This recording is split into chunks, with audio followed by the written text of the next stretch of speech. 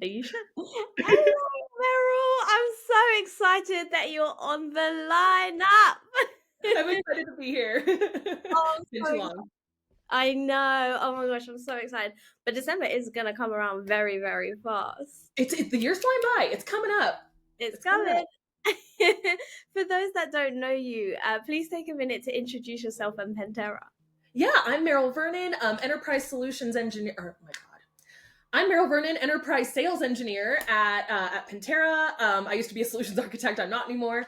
So Pantera is an automated security validation platform. So really what we seek to do is rather than focus on chasing vulnerabilities and CVE scores, we're over here trying to help you focus on continuous threat exposure management, continuous validation, and really intelligent prioritization of mitigating farther upstream than you probably traditionally are. So we're here to reduce fatigue, here to reduce tickets, here to reduce findings, and overall help you improve your security.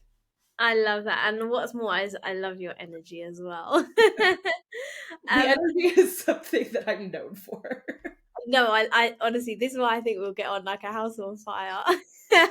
I'm known for the same thing. So, Meryl, what we're going to do today, just as a little bit of a warm up, is we're going to play a few games. Now, you may be familiar with Never Have I Ever, Oh no. but we're playing Cyber Edition. So, I'm going to read out a statement. I If feel like you've I'm done about to be severely humbled right now. I'm it, nervous. if you've done the statement, then you drink. So do you have a drink at hand, and what's your poison? I do. It is vanilla cream Dr. Pepper. That is my Oh, kryptonite. And it is in my weekend is all booked cup, which you can't read, but cheers. What are you drinking? cheers. I'm actually drinking water. Is that really boring? Wow, really super healthy. I respect your evolution. I'm not It's not evolved. even just healthy. Do you know what? I don't. My colleagues were asking me the other day. They were like, "Does fizz and alcohol have any impact on you?" I was like, "No, I've always got crackhead energy. I Yeah, don't need any of that." I agree. I agree with that. So we're gonna play Never Have I Ever. Are If we you, putting them up? pardon? Are we putting up the five never have I ever's, or are we just doing No, it? so Okay, okay, I'll read it out, and then you just drink if you've done it. okay. Okay. So never have I ever used a stock photo of a hacker in a hoodie. There we go. You have to be honest. That's the I rule. have That's to the be only honest. rule. Yeah. Never have I ever taken 15 photos of my coffee next to my laptop to get the perfect thought leader post. Mm-mm, mm-mm. I use stock images for that as well. Oh no, I was gonna say you're too cool for that. But I'll take the loophole. I narrowly escaped, so ha ha ha. Never have I ever accidentally sent an email with first name instead of the first name. No, no. I have accidentally sent an email where I replaced the C in security with an X, though. Oh If I my had gosh, a that is nickel. my biggest fear. I know every time I'm writing cyber sec, because I always write sec, I'm like, Don't do oh it. God, help me. I'd rather say second than what I said, but it's fine. Okay, That so is my biggest fear. I'm 1 for 3. Let's keep going. And never have I ever had to explain to a sales rep what an MQL is. I don't know if in your role you An had to. MQL? Nope, I haven't had to do that. They know what those are. Oh, that's good. That is good. Yeah. Never have I ever um gone to a competitor's conference booth just to get freebies. Oh, to get. Yeah. hmm What did you get? I currently sit in front of you today with my Optiv like mouse pad mat. Oh, nice. All the elements of cybersecurity. So I'm so sorry. Shout out to Optiv. Woof Optiv. Oh, woof. and my favorite piece of swag, and I owe them for this, which is why I'm going to do it right now.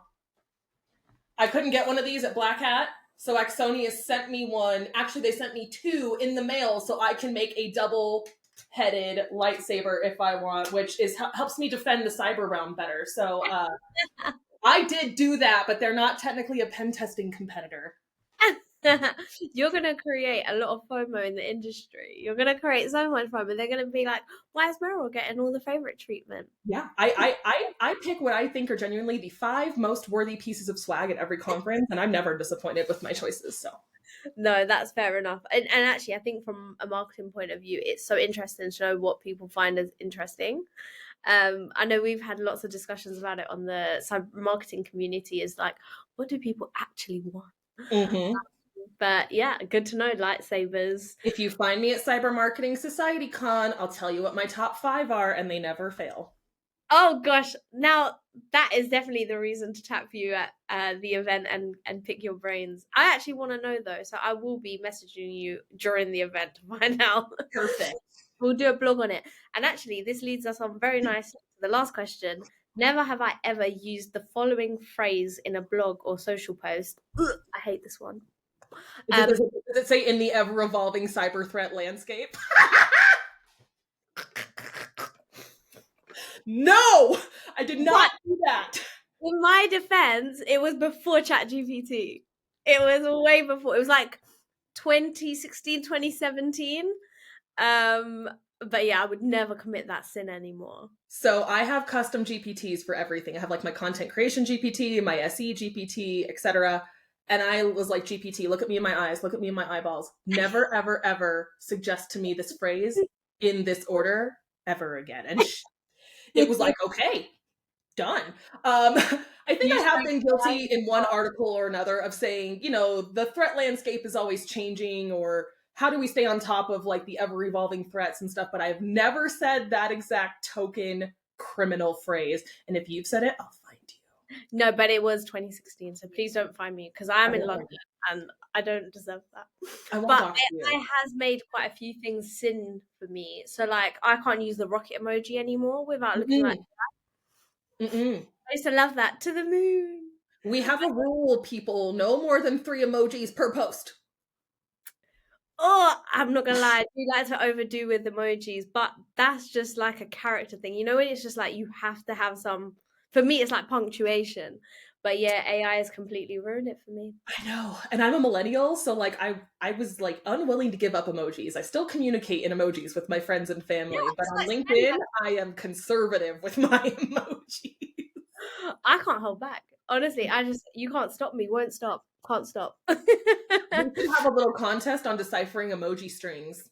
I know. Oh, I actually have a game for that, but it's for like London stations. And anytime I join a new company, I'm like, guess the station, and it gets everyone so competitive. It's so good. But speaking of so good, I've got another game for you. This one doesn't involve the drink, but you can keep that. So I'm gonna say an acronym. This one there is the only one where there's a right and wrong. Okay. And you have to tell me what the acronym is. The reason for this game is that there are way too many acronyms in cyber, and we don't actually need them, in my opinion. Let's just talk about what we mean. We're not saving any time. But anyway, my point is proven because no one has ever got 10 out of 10 on this. So let's see if you can do it. And if you do, I promise you I'll send you a prize. We'll start easy with an example. This one doesn't count, but what is AI? Artificial intelligence. Good but slow. So faster, right? Okay. So MFA, Multi-factor authentication. MSP, Managed service provider. SOC, SOC, Security operations center. EDR, Endpoint detection and response. APT, Um, um, active persistent threat. advanced. I can't give you that. Oh, Sorry. advanced persistent threat. Damn it, I knew that. I always want to say advanced threat actor. I'm like, it's not. Stop saying threat actor. Yeah. Those pesky threats. VPN, Virtual private network. GDPR. Um, general data privacy regulation. Close. It's protection regulation, not privacy. You're good though. You're very good. You're very speedy. SIEM or SIM. Security events and incident management, or security incident and event management. Security information and event management. Close. Ooh, I committed that to memory wrong. Then I definitely thought it was incident. Oh no. There you go. Learn something new. Next one, hard one. I don't even know how to pronounce this one. SWSN. SWSN. How do you say it? I don't even know. And I've never come across that one, so I'm gonna say secure workload, secure node. I don't know. Nice. And then this one, no one's got this one either. HAHA. Sounds H A good. HAHA? Yeah. Nope, I got nothing. No? Skip. Pass. Skip. Skip. There. Well, I could guess, but it's gonna be comical and definitely incorrect. You are right on the comical. It's made up. Just to prove the I was like, game. that sounds made up. I haven't heard of us recoining the term haha. How have I not heard about this? But yeah. And the one before that was as well. It's actually just my name. I was gonna say it sounds very similar. Sounds like your name without vowels, but it's gotta mean something. Yeah, no. But the point of that game is there are too many acronyms. Do we There are need so many.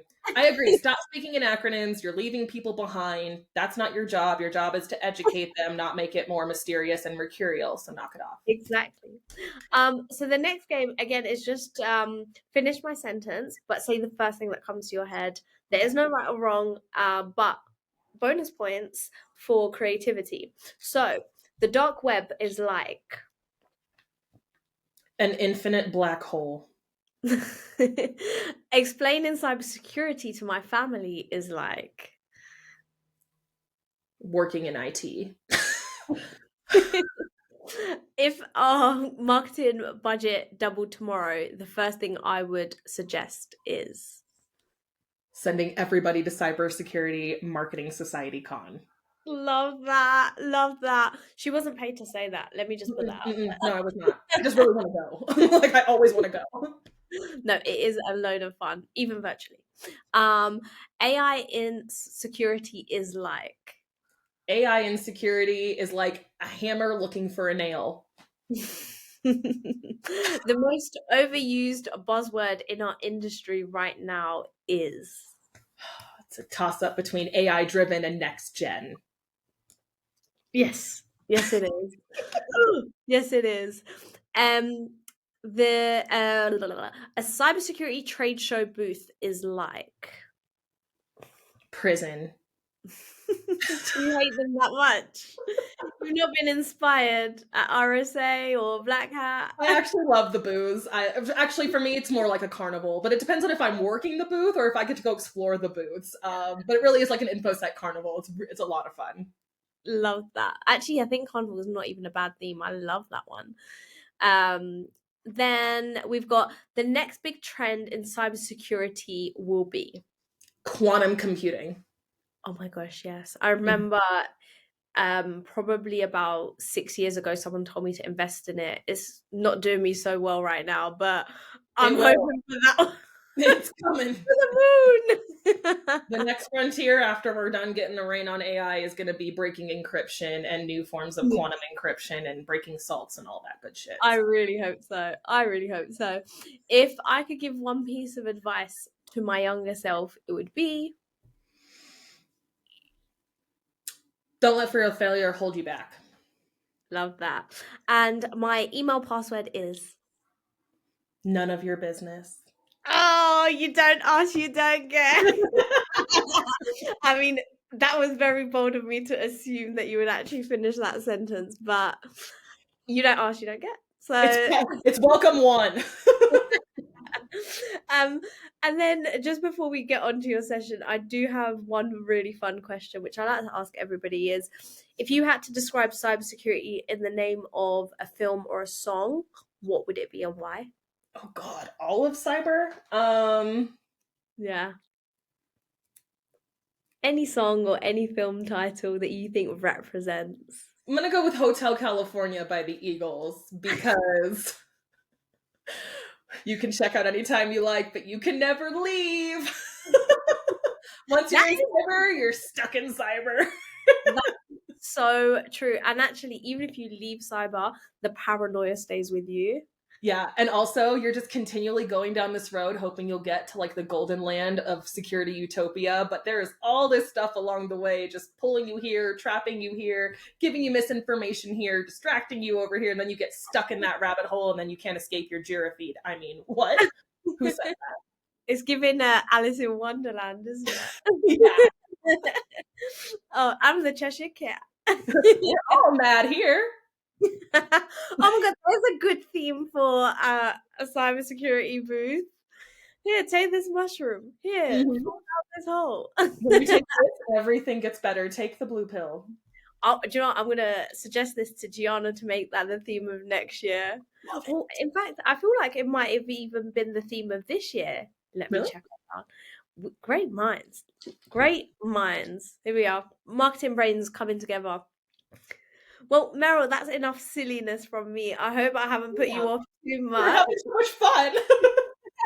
We should do this more often. We should. We really should. Um, but for everybody watching, I do really want to talk about your session because I Yeah. think it touches on such an important subject, which is how to sell to a technical buyer. Mhm. So, why should someone attend your session and what can they expect to take away? So there's a big disconnect in who we sell to as vendors who want to get a product or a service to someone whose problem we genuinely think we solve, right?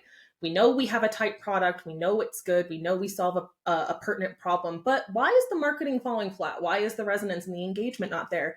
And originally, my platform was telling people, you're all so desperate to market to CISOs and to get my CISO in the room. You know what my CISO is going to say? Meryl, would this give us benefit? Would this help your job? Would this help you throughout the course of your work? And he's going to look to me. I'm the influencing factor there. Now, whether or not he really lets the budget go, he's still got to make cases to other people, sure. But it starts with me making a case to him. So I started trying to change people's minds about marketing, not just to your CISOs, but to your technical operators and your technical champions as well, because we're the ones who see the value in these things often before leadership does. But there's still a miss. There's still a gap there we can bridge. So ultimately, my session is for anyone who's sat on an expo floor and looked around and been like, what does that mean? Hate that. That's crap. That doesn't land. Why did they say that? What does that mean? So if people are just tearing you apart on the expo floor, if you Yeah. feel like you're noise in a sea of competitors who shouldn't be your competitors, but you're all blending together, and if you ultimately want to make more champions, so for those of you who do MedPick, not your EBs, but your champions, right? The C in your MedPick. If you want to connect with your champions and you want to sell with the value and the impact that matters to us and matters to our job, then my session's for you. Oh, Otherwise, I'll continue ripping it apart without you. what are the things that you look at and you just think, ugh? Single pane of glass, one stop shop, 24 by 7. When I see people just say stuff like application security redefined, I'm like, what does that mean? Yeah. Explain to me what you think, first of all, application security is, and then explain to me how you think you're redefining it. That just makes me want to rip it apart. I want to look for those things now. I want to look for where you've missed the rhetoric versus building assurance by simply stating a problem I have and saying, we help you fix that. Like, overwhelmed? You got 1,000 tickets? Yeah. We help you with that. Great. How? Now I'm leaning in. You're Yeah. solving an immediate problem. And is it fancy marketing speak? No, but it's almost like writing a paper in college. Just because you want to impress your professor, don't start going, so I will allude to prove to the value of the fact that this could have been prevented. Just say, in this paper, I will argue that. And just do that. Just cut through the noise. That's your job. Your job as the marketing team is to cut through the noise for me. So I'm intrigued by the product if I have a need that you fill. If you're missing that still, then that's what the goal of my talk is to help you understand from a red teamer's perspective, because we put the offense in offensive security. How to connect with us more, how to make it land, how to make it so we're not just rolling our eyes at you, because I really want you all to succeed because you all have such great ideas, great products, great companies that either die in the cradle because they can't GTM effectively or simply aren't scaling the way they should and the way they need to because of that disconnect. So that's what I'm hoping to help solve.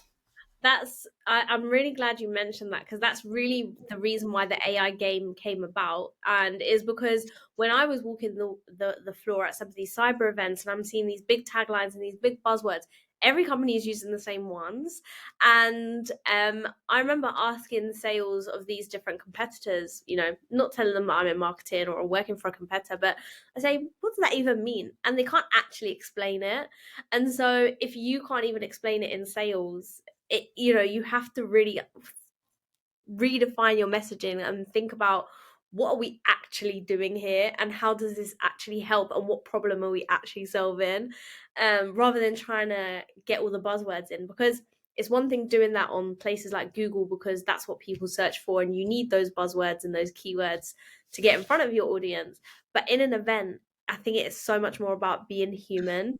Would you say that that's what would resonate more with you? Is that, um, well, you mentioned about breaking through the noise, but that human touch now in an AI era? That's something we did try to harp on at my last org, was like on the black hat floor. Everyone was like, what sets you apart? What makes you different? I was like, see all that AI? Hmm. All human in here. It's a trade-off. It's a constant trade-off between working efficiently and effectively, but also leveraging the right creative resources to get you to the solutions for creative problems. So I wouldn't say it's the human touch so much. I think marketing has actually gotten really good at being human and trying to be more emotional and not just saying random things, at least saying contextualized things. But where I think we're missing it is the emotional resonance. There's no storytelling, and there is a big difference between narrative storytelling and technical storytelling. And believe me, when I'm trying to give impact in what I do in a technical pen test report to business units whose revenue I need to take away to increase my budget, to increase our resilience, you have to know how to tell the story. You have to know what's important to them and what lands with them, and you have to tailor it for your audience. The convo I have with my CISO, the conversation I have with my remediation manager, and the conversation I have with business managers is very differently branded, even though it's the same content. So that's what I think a big disc. I think you guys are just like, it's like when you sit in front of a rep who is saying the script, and he's saying the script the right way, but you can tell he has no idea what the words mean. He has no Mm. idea how this benefits you. He was just told to say it. And so it's not landing with you and it's not resonating with you. And you're not impressed, frankly. So it's about getting our attention to get us to lean in and then impressing us technically. And that comes from the robustness of the product and the efficacy of the messaging. I want to increase the efficacy of the messaging. I love that because I remember there was a time where I joined a CISO I was joining a LinkedIn Live, and there was a CISO talking about what makes him buy from somebody, and he was on this huge rant about, I will never buy products, they're all the same, I buy from people. And then I remember saying in the comments, I don't think that's entirely true though. And he's like, what do you mean? Do you want to come up and say this to my face? And I was like, I'm in my pajamas, but okay. And I was just saying, if you buy a product and it's poop, and that sales rep leaves 3 months later, but you bought because you liked him, then you're now stuck with a product that you don't like. And he's like, no, but I only value my relationships. I only buy from people I like. I was like, to some extent, I believe that, but it's not going to be the full decision making process. And he was like, yes, it is. And I was like, no, it's not. And then anyway, we went back and forth a little bit. And then in the end, he went, okay, fine. The product has to be good too.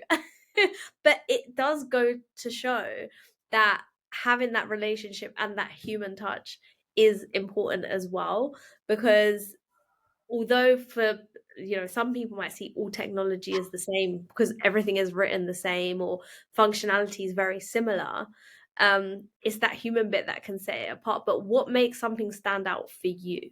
It's like, I equivalent a lot of this selling to dating, which is like a really tired analogy, but I love this analogy because it does illustrate the point. If someone comes to you, a friend, and says, God, I just want a good man with a good job. Just nice to kids, animals, and women, has a good job.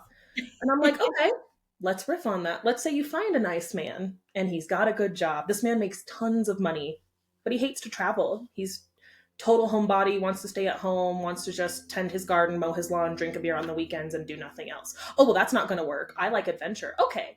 So it's not just that you Yeah. want just these things. It's that there's a lot of nuance and decision making, like you said, that goes into this. And do you have to initially like it on paper, or do you have to initially have someone say, I can vouch for this guy, he's not a sleaze bag, before you give him a shot? Yes, but then he's got to deliver all on his own.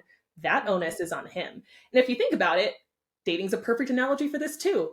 If you're dating men, you might date whoever you want. If you're dating men, men are men. That's a man, that's a man, that's a man, that's a man. They're all the same product. They're just different niches and flavors of the same product. So how do you find the one that works for you? Because just because your friend likes the big muscly guy from the gym, you might like the skinny poet guy from the library, but are they both men? Yes. So, it becomes one of these nuanced things. And I don't think we can just boil it down to one thing. Will a relationship get you a conversation? Yes. Will an endorsement from someone you trust get you that initial demo? Yes. But then it's on you. It's on you to know how to connect with that person, how to make them leave the conversation feeling more helpful or inspired or empowered, and ultimately wanting to explore more conversations with you, or knowing definitively that you're not a fit. And I think that's ultimately what it is. But there is somehow just at that like finish line, lots of vendors keep tripping. Yeah. And that's why they need to attend your session. That's why you need to And come in. I love that. We've come full circle. Love a good full circle moment. Cheers to that. But I do like the analogies, because I think sometimes even when I've explained it to my marketing teams or my sales teams in a relationship setting, things are so easy to understand. Like, for example, sales can message someone and go, hey, do you want a demo of this? It's like asking someone to marry you before they've even met you. And it's the same principle. You have to, like, a little bit of warm up is also good, a little bit of chit chat and small talk.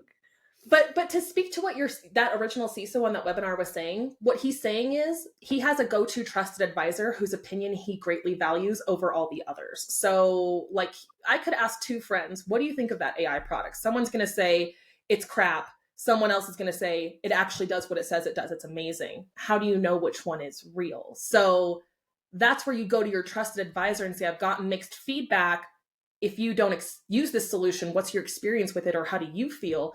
And that trusted advisor carries a lot of weight. And ultimately, and I tell this to my salespeople, we want to be trusted advisors. I don't just want to be the person who gives you your automated pen testing or your automated security validation. I want you to come to me and say, so now we have this and we have everything we had before, and we're looking at this and we're looking at these gaps. What do you think? Where do you think we should go? What do you think we should do?